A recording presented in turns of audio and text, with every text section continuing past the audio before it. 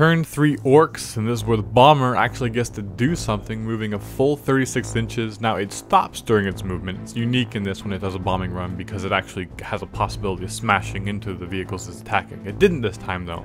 Just a normal scatter, and it scatters 1d6, and if any part of the template now, or the blast rather, hits the vehicles it hits.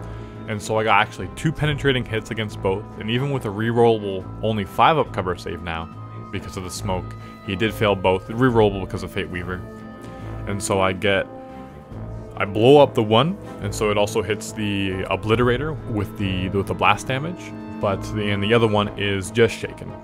But it lost a hull point.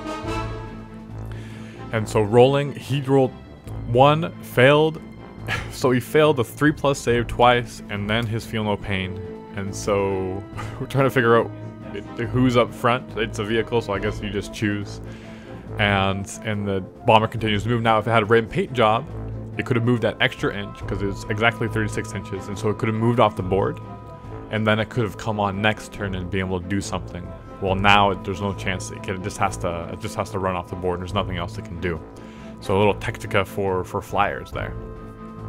So anyways, both looted wagons actually touch that, so they can't do anything this turn. They just move forward as far as possible until they hit a friendly model or a piece of terrain. No, actually they go over terrain. Anyways, they're there. Bike's moving up. They roll for difficult terrain, and I lose a wound, unfortunately. And the looters repositioning themselves, just seeing what they can do, and it's not so much, it's not so detrimental now when looters move at all. So it's actually quite fun and liberating to be able to move with them.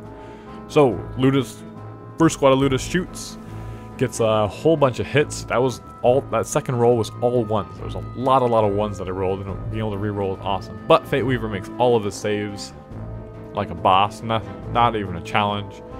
Next shooting, I only get 1 wound with the other squad of Ludas, and Fate Weaver makes it, but he doesn't. No, actually, I didn't make the wound, but he has to roll to see if he falls out of the sky, but he did not. Next, squad of Shooter Boys, all shooting in, seeing what they can do, and the big shooters as well. Well, big shooters first, then all the shooters. And so these are all the wounds it causes, and he rolls, he fails 2, but he gets a reroll, and he's good, but he does have to roll to see if he falls out of the sky. He's good. And so one last squad of Shooter Boys, let's see what damage they can do. A few more wounds. Or actually, yes. And then, he fails.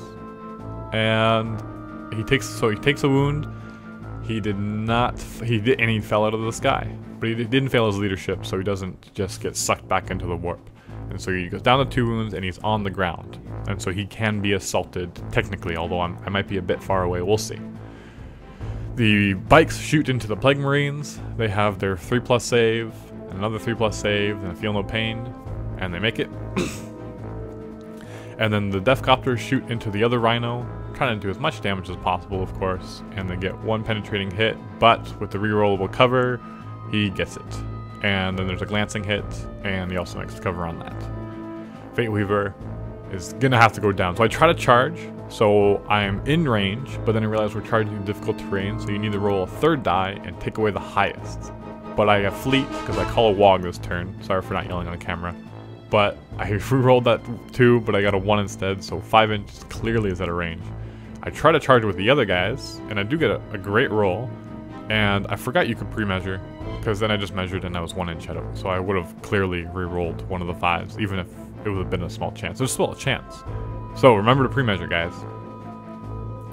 So out of range for everything. It's just the bikes that are able to get into assault range and do some damage.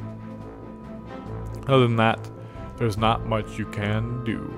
Oh, and those were because they were assaulting, that was Fate Weaver actually overwatching.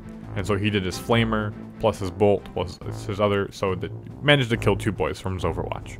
Because even if, actually you're technically supposed to do the overwatch before you roll for charge distance, but again, we're learning here. Trying to figure out what is going on. It's actually a lot of fun so far.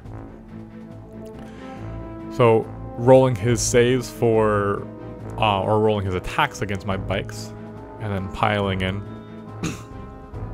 Doing what damage you can to my knob bikers against Plague Marines, both very tough, both will hit hard, but we'll see if I can cause any wounds that'll last.